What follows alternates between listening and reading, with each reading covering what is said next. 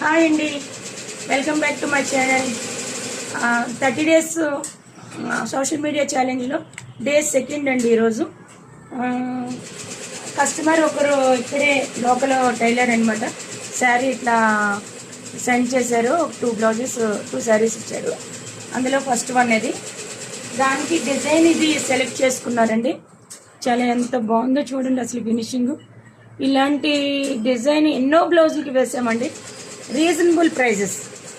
ఎవరికైనా కావాలన్నా కూడా మీరు ఆన్లైన్ ఆర్డర్ ద్వారా చేసుకోవచ్చు. వాట్సాప్ నెంబర్కి. నెక్ ఇట్లా నెక్ వస్తుందండి.